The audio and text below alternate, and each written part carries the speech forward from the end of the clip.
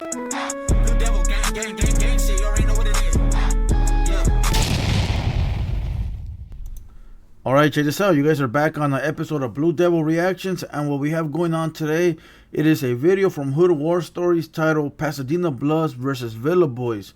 Now, if you want to say it in Spanish, called Villa Boys. Villa Boys is in English. They are from Pasadena, and they are Southsiders. If I'm not mistaken, I know a couple homies from Pasadena, and I'm pretty sure Villa Boys is a Southside hood, right?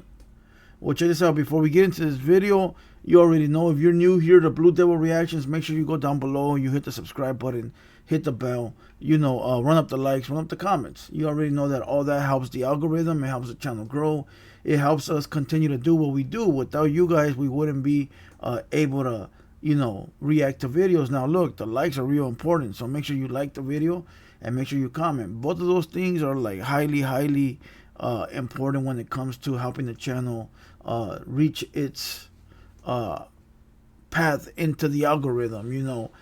If not, it'll be stuck just with the viewers that are subscribed, and we always want to get outside of that box. So make sure you guys like the video and comment down below. Now check this out. If you didn't know, today you're gonna find out. We got another page, Hater World Uncensored. We go live every day from 7 8 I mean, I'm sorry, not 7. We go live from 8 till 10. That's Monday through Thursday. And then Friday and Saturday we go live from 7 to like 2 in the morning, depending on when the live starts. So if you're an up-and-coming artist, if you want to promote your brand, if you want to promote anything, head over to Hater World Uncensored between 7 and 2 in the morning. Other than that, go over to the main page, The Hater World. Go watch our latest podcast, which was, Trashback Boys, Compa Raider. That was our latest podcast. Haters only podcast that was on the channel, The Hater World. So it's very simple. Look, 3 channels: The Hater World, Hater World Uncensored, and Blue Devil Reactions. Now look, if you want to hit us up on Instagram, you want to hit me direct, you want me to react to a video, you want me to promote your product, whatever it might be, go to The Hater World, The Hater World, and also visit Hater World Media. All right, that's our media page, our community page. It's popping over there, so go over there, pull up, show some love. With no further ado, let's watch this video. Pasadena Bloods versus Villa Boys, Hood War Stories. With no further ado, let's get you guys a Blue Devil reaction. Let's get it. War Stories. In this episode, I'll be discussing the war between the Pasadena Devil Lanes and the Villa Boys. Pasadena is a city northeast of Los Angeles in the San Gabriel. First, before we start, I'm gonna rewind this. I want to give a big shout out to my homeboy, Scrap Chops from Northside Pasadena, Northside Pasa. That's my homie, my day one homie. NSP rider for sure. Shout out to my boy, Big Scrap from NSP. Let's go. Episode, I'll be discussing the war between the Pasadena Devil Lanes and the Villa Boys. Pasadena is a city northeast of Los Angeles in the San Gabriel Valley. Founded in 1875, it's famous for its Rose Bowl, an annual tournament of Roses Parade. In the center, Old Pasadena is a shopping and dining district known for its Victorian and Art Deco buildings. Bar hopping. You go bar hopping in Pasadena. Those that haven't been, I don't want to say you're missing out, but it's fun. They got a strip full of bars, and you go from one bar to the next. It's called bar hopping. I went there with one of my homeboys took me there.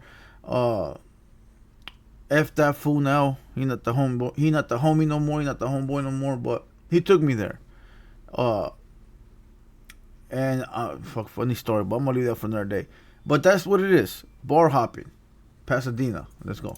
But Northwest Pasadena is the side of town that rarely gets the limelight. It's an overlooked part of the city that's clustered with numerous gangs. The biggest one of them all is the Pasadena Devil Lanes. In fact, they are one of the largest gangs in San Gabriel Valley. They originally started off as a spin-off set by Jerry Smallwood from the LA Devil Lanes. During the late 70s and early 80s, the Pasadena faction of the Devil Lanes also went by the Devil Lanes. Members of PDL participated in the dark side of satanic. Hold on, that look like Method Man. Look at that. Tell me that don't look like Method Man with a wig. Tell me that don't look like Method Man with a wig, homie. I'm gonna let you look at it for a few seconds. Tell me that don't look like Method Man with a wig. Let's go. Also went by the Devil Lanes. Members of PDL participated in the dark side of satanic worship. They would routinely do demonic rituals, which included blood sacrifices, chants, and praying to the 13th candle. They took influence from 89 family swans, in particular, Timothy Johnson, who taught them to absorb energy from their enemies. And the best way to do it was to inflict pain on them. Their territory stretches from Washington to Orange Grove, from Los Robles to the 210 freeway, with King Manor being PDL ground zero. Their allies include the LA Devil Lanes and the Crenshaw Mafia Bloods. They beef with the Altadena Block Crips, Do-Rock Crips, Raymond Avenue Crips, and the Villa Boys.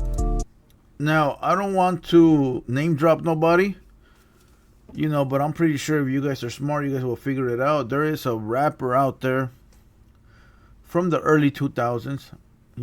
I rock with his music, even though we had a little disagreement once upon a time. But I believe he's from Villa Boys. I'm not going to say his name. You guys figure it out. But I'm pretty positive he's from Villa Boys. Is he? I don't remember. I think he is. Maybe I'm wrong. That's why I don't want to name drop, because what if I'm wrong? The Villa Boys are a Mexican-American gang located in Pasadena. The Villa Boys were originally a clique from Northside Pasa.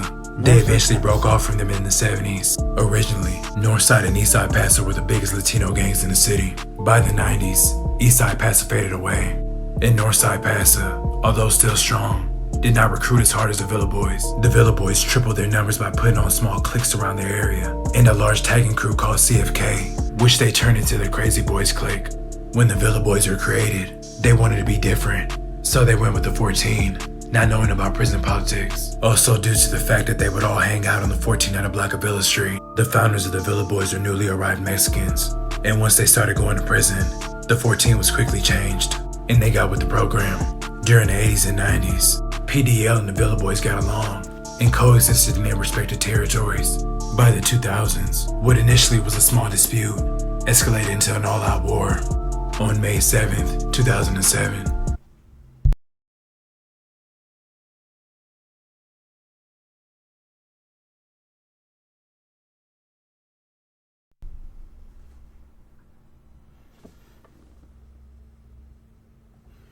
Oh, alright. We have people moving in next door. Man, we've been empty there for like, two years maybe?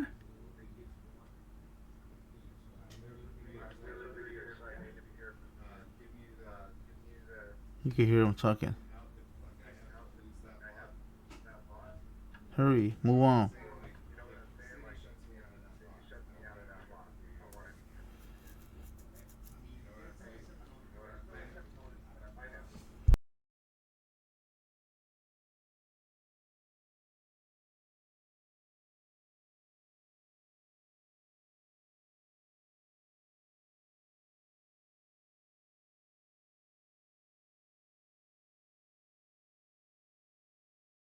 Alright, the only reason I watch is because I'm trying to figure out who's moving in next door. Believe it or not, we've had like 20 people go in and look the place, and every person I look at, I'm like, hopefully it's not a construction worker. Hopefully they don't use equipment. Hopefully they don't got big machines, because they gonna make a gang of noise.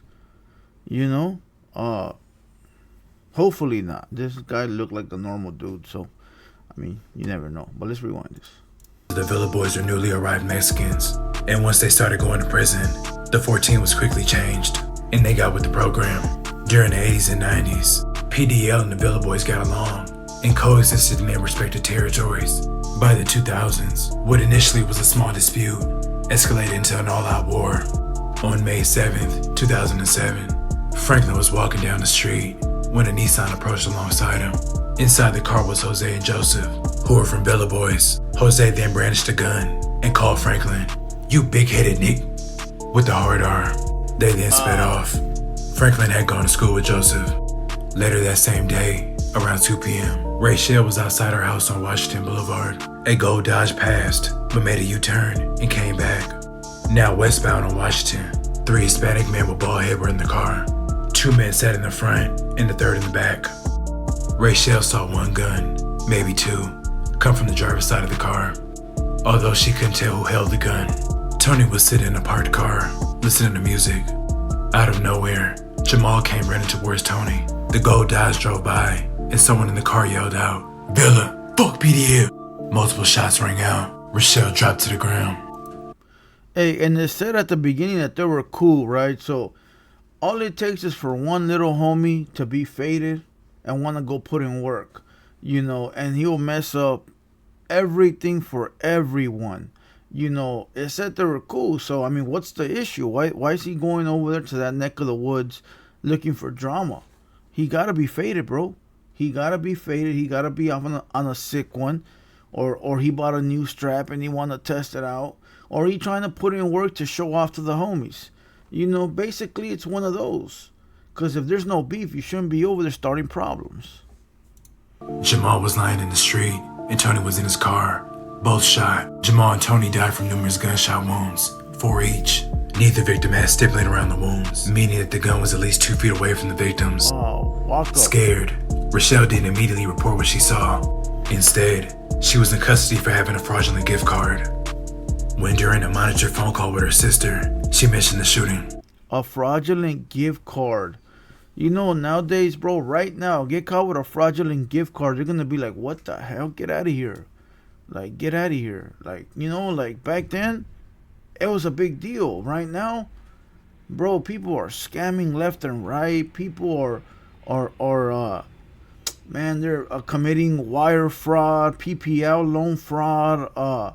They're committing identity theft. Like right now, it's wild, bro. It's the wild, wild west on the internet, homie. Back then, it was still at the beginning stages. That's why a gift card thing was so big. Right now, they wouldn't even look at you, bro, if you had a fake gift card. A detective then interviewed her. From a 6-pack photo lineup, she identified Jose as the driver and Joseph as the rear passenger.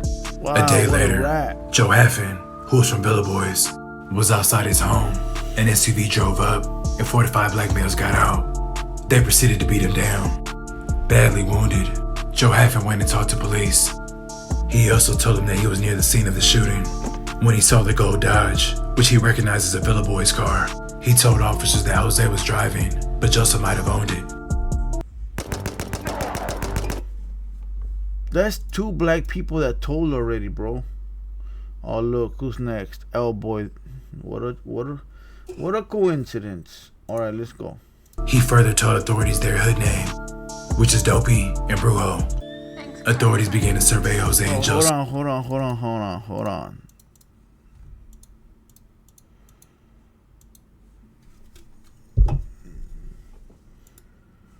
on.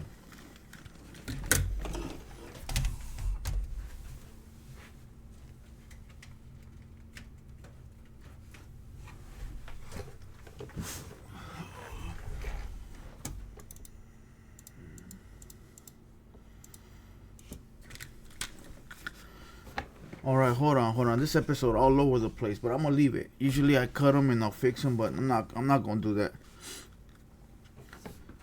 You know, I'm not gonna do that.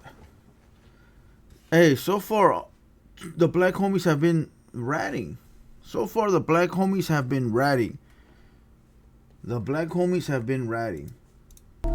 He further told authorities their hood name, which is Dopey and Brujo. Authorities began to survey Jose and Joseph from May 11th to May 14th. On May 11th, officers saw Jose and others get into a white Ford driven by Joseph. They passed the housing complex that was a known blood hangout and continued past Washington, where Jose threw up Villa Boy gang signs at some black men. Joseph pulled alongside 2 black women, and gang signs were thrown at them as well. When the car passed a black man wearing red shorts, they yelled something at him, and the black male yelled back and made gang signs. Later, the car stopped at an address on Allen, and 2 women in the silver Dodge drove up and talked to Jose and Joseph. Officers stopped the car 4 times that day, but no weapons were found. 4 times. Officers continued to follow Jose and Joseph, observing them. On May 14th, they drove slowly past the blood hangout. Officers stopped the car again, but found no weapons. That evening around 7 p.m., A detective watched the car, a black Nissan, that was driven by Jose's stop. 3 people got out of Jose's car and approached a group of black men and 1 Hispanic. How do you know the cops are not watching you at this point, bro? Come on, like, at this point, you get pulled over 4 times in one day, right? 4 times in one day. You should know that they're onto you, my boy. You should know. But then again, you know what? Sometimes you don't care, because when I used to live in the turf, or in, you know, the little block we took over, we used to get pulled over all day, every day, and we didn't care. So you know what? I get it. You know what? It doesn't matter. We used to get pulled over leaving the house, getting to where we're going on the way back, and we didn't care. Damn. The men who got out of Jose's car exchanged words with the Hispanic man and pistol whipped him. They then drove away, yelling and throwing Villa Boys gang signs. Jose and Joseph were arrested a few days later. They were both ultimately found guilty of first-degree murder. Damn. They were each sentenced to life without the possibility of parole. Over the next few years, tensions between PDL and the Villa Boys remained bitter. In 2011, Well, no PDL shit. and the Villa Boys. Listen, the Villa boy that killed the black guy was in the wrong because there was no beef, right? But then the black guys are also in the wrong for snitching, because that's something you don't do. So who's really at fault here? I would say the blacks are at fault, because no matter what, the Southsiders shouldn't have did that. But at the end of the day, this is gang banging. You know, this is gang banging. They could have had a plot to do something to take their hood, or to try to take over, or he owed money. Who knows? Like, who knows, right? So that shouldn't, that they're not in the wrong, right? Like that, because this is gang banging. Who's in the wrong are the blacks, because they ratting. They're not supposed to rat. They know that. You know, and look at them. They're all smiles knowing that they ratted. And they're still cool with the people that ratted. Like, I bet you, I'm not saying it's one of these because we don't know, but just say it was this guy that ratted. They'll still be cool with them. You know, and that's not cool. Were engaged in a violent conflict, which involved several shootings and murders. Although the area around Mar Vista and Villa was Villa Boys gang territory, PDL controlled a small section of that area on Mar Vista, just north of Villa. On the evening of August 22nd, 2011, Scott was at his cousin's house on Mar Vista Avenue in Pasadena. He was with Steven, Maurice, and Ricky. After leaving the cousin's house, the 4 men walked south on Mar Vista together. But when they reached Villa Street, Steven told Maurice, "Just go to Brandy's house. We gonna come over there. I'll meet you over there. We about to go do something." Scott and Steven continued walking down Mar Vista toward Maple. Feeling something was fishy and weird, Maurice waited at the corner of Villa and Mar Vista and watched to see where they were going, and if they were going to return. In the meantime, around 9 p.m., Cynthia drove to Mar Vista to pick up her boyfriend Marvin. He was at his friend's apartment, located on the east side of the street, between Villa and Maple. With her 3-year-old son in the back seat, Cynthia parked on the west side of the street and remained in the car as she waited for Marvin. Marvin came outside and leaned into the driver's side window to speak with her. As they talked, Cynthia saw Marvin look over his shoulder and look at Scott, who was slowly walking down the east side of Mar Vista toward Maple. Scott was wearing a dark shirt and a dark unzipped hoodie sweatshirt with the hood pulled over his head. Scott stopped and stood in the driveway of the apartment from which Marvin had just came. As the 2 men eyed each other, Marvin said, "What up?" Cynthia could not hear Scott's response. Scott continued to stare at Marvin, making him uncomfortable and irritated, which prompted Cynthia to urge Marvin to hurry up and say goodbye to his friends so that they could leave. Marvin turned and started to walk across the street towards his friend's apartment. His hands were at his side, and he was wearing a short-sleeved t-shirt. As he drew closer to Scott, Marvin said, "Where you from?" Without answering, Scott pulled a .38 from the pocket of his sweatshirt and opened fire, hitting Marvin numerous times. Marvin turned around and tried to walk towards Cynthia's car. He collapsed to his knees as Scott continued to shoot at him. When he stopped firing, Scott ran down Mar Vista toward Maple. Cynthia managed to get Marvin in the car and dialed 911. No questions asked. They said, "Where you from?" And instead of saying, "This is where I'm from," they smoked them. You know. if you already know where they from, you're wasting time, right? I remember a young homeboy. When I was young, one of my homeboys told me, like, look, when you rain up on somebody and you already know where they from and who they are, do not ask them where they from and who they are. Just handle business. You're not gonna walk up to the guy and be where you from, ese, and you know them. Like, fool, they're gonna look at you like you already know what you need me to tell you for, So just let them have it. Let them have it. 18-year-old Latino was shot and killed Monday, so that means that the blacks got their get back. That's the way it is, bro. It don't stop. This will never stop. There's nothing that's gonna stop this war. Homeboys ain't gonna feel good that one of them's got killed, and the blacks ain't gonna feel good that one of theirs got killed. And they won't stop unless big dogs sit down and talk business. That's the only way it'll stop. Sometimes you sit here and you wonder if it's just foolishness, but then again you wonder, it is what it is, and a lot of people live by this and die by this. It's just because I done grown up and moved out the hood or whatever doesn't mean others done the same. So that's why I don't disrespect other homies that are still doing this. Salute to them if that's what they choose to do. But it is what it is. Listen, we're gonna kill this video because it's already at the end, right? We had some little hiccups. The camera went down, and the reason it went down is because our AC is still not fixed. It was raining yesterday, so the guy couldn't come out, and the camera sort of overheat a little. The AC keeps the cameras cooled down at all times, so it gives them continuous power. Those that know what I'm talking about.